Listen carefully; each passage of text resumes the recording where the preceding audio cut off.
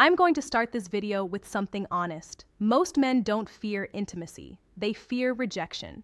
They fear that moment when they make a move and the woman pulls back, turns cold, or says something that instantly kills the vibe. But what if I told you something? There's a way to ask a woman for intimacy without sounding desperate, without pressure, and without facing rejection. A way that uses psychology, not manipulation, not force, but the understanding of how women emotionally, why questions create attraction, decide when they're ready, and who they want to be ready with. And that's exactly what you're about to learn. Now, before we get deep into this, let me hook you in with something almost no one knows. Women don't reject intimacy. Women reject the feeling attached to it. If the emotional experience feels wrong, the answer is no. If it feels right, the answer comes naturally. And the trick you're about to learn makes it feel right. Now let's go deeper. The book, Foundation, Understanding Female Decision. Every man who gets rejected for intimacy usually makes one of these mistakes. He asks too directly, he asks too soon, he asks with nervous energy, or he asks without building emotional tension first. And here's the secret. Women don't decide intimacy logically, they decide emotionally. The moment she feels safe, understood, desired, but not pressured, emotionally aligned, the door opens. So today, I'm going to give you the dark psychology way to ask for intimacy without ever sounding needy, without making her uncomfortable, and without risking that cold rejection. But before we get into the techniques, let me explain something critical about female psychology that the mistake most men make, completely miss. Women experience desire differently than men. For most men, attraction is visual and immediate. You see someone attractive and your body responds instantly. But for women, attraction is layered. It builds. It accumulates through context, emotions, safety, and anticipation. This is why a woman can meet a man, feel nothing, and then 3 weeks later find herself completely drawn to him. It's not that she was playing games. It's that her attraction needed time to develop through emotional experiences. Understanding this changes everything about how you approach intimacy. Because if you know that her desire builds through emotional layering, then you stop rushing, you stop pushing. You start creating the conditions where her desire naturally escalates. Let's start with the most powerful principle. The first trick, you never ask directly. Let me repeat this because this alone can change everything for you. You never ask a woman for intimacy directly. Women don't respond to direct proposals. They respond to emotional invitation, and there is a massive difference. Asking directly creates pressure. Pressure creates resistance. Resistance turns into rejection. But when you invite emotionally subtly, you shift the entire dynamic. She doesn't feel like you're forcing anything. It feels natural. The one question that changes everything, feels like she is making the decision. And when a woman feels like the decision is hers, she rarely rejects it. Now, let me show you how you actually do this. Think about the last time someone tried to sell you something aggressively. The moment you felt pressured, what happened? You pulled back, right? Even if you were interested before, the pressure killed it. The same principle applies to intimacy. When a man asks directly, "Do you want to come back to my place or should we take this further?" He's creating a transaction. He's making her weigh the decision consciously. And the conscious mind is where doubt lives. But when you create an emotional invitation, you're speaking to her subconscious. You're creating a feeling, not a question. And feelings don't get rejected the same way questions do. The psychology of emotional invitation. Here's the psychology behind the first technique. Give her space to walk into intimacy emotionally. How do you do that? Simple. You create an environment where she feels safe with you, connected to you, and curious about you. Women say yes to intimacy when 3 emotional switches turn on. 1, safety.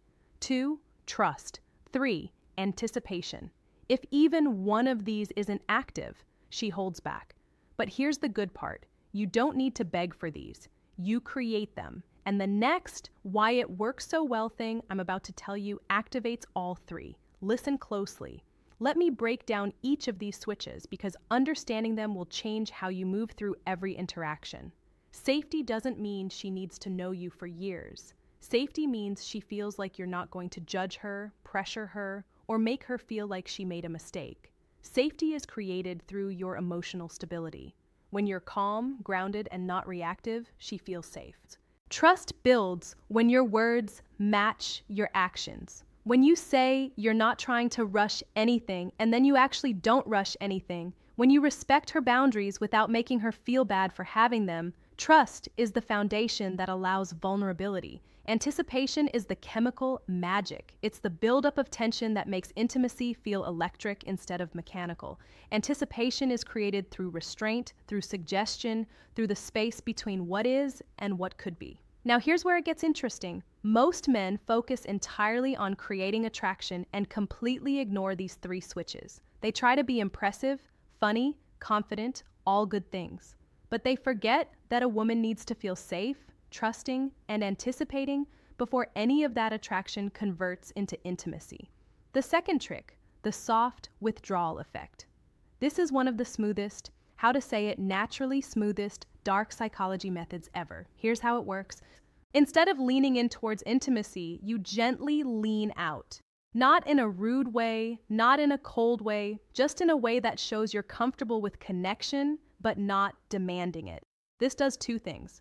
One, it removes pressure instantly. Two, it creates emotional space where she starts leaning in. Women feel safe with a man who doesn't rush intimacy, not because he doesn't want it, but because he respects energy. When she feels you're not trying to get something, she starts moving toward you on her own. And that is exactly when rejection disappears, because now it's her idea. Let me give you a concrete example of how this looks in real time. You're sitting close to a woman, there's chemistry, the conversation is flowing. Most men at this point would escalate physically, move closer, touch more, try to kiss her. But what happens? She often pulls back slightly, not because she's not interested, but because the escalation felt like pressure. Now imagine this instead. You're in that same moment, and instead of leaning in, you lean back slightly. You pause. You look away for a moment. You create just a tiny bit of space. What happens in her mind? Suddenly, the pressure is gone. And in that absence of pressure, she becomes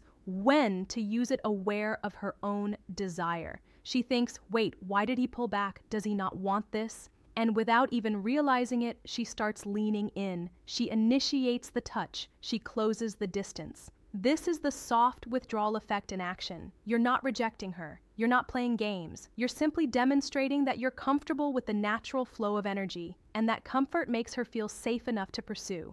But the next trick, this one builds anticipation, the strongest desire trigger in female psychology. The third trick, the implanted thought shift. This is subtle, psychological, and extremely effective. You don't ask for intimacy, you simply give her a thought that naturally leads her toward the idea. How you use soft, emotionally suggestive statements like, I really like the way our energy feels together. You're surprisingly easy to be close to. You have this calmness that makes everything feel natural. None of these ask for anything. None of these push, but all of these plant a seed. Women respond to feelings, not instructions. When she feels something around you, intimacy becomes her curiosity, not your request. And that difference, it's everything. Here's what's happening psychologically.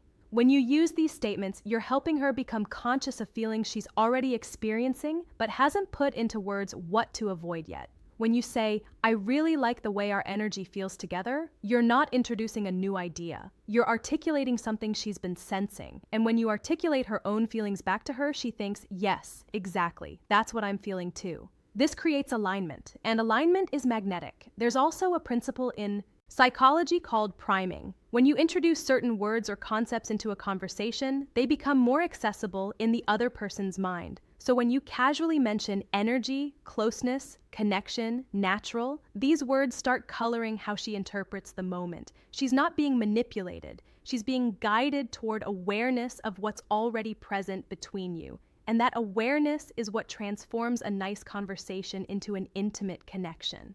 Now, the next part is important, maybe the most important in this entire video, because men mess this up constantly.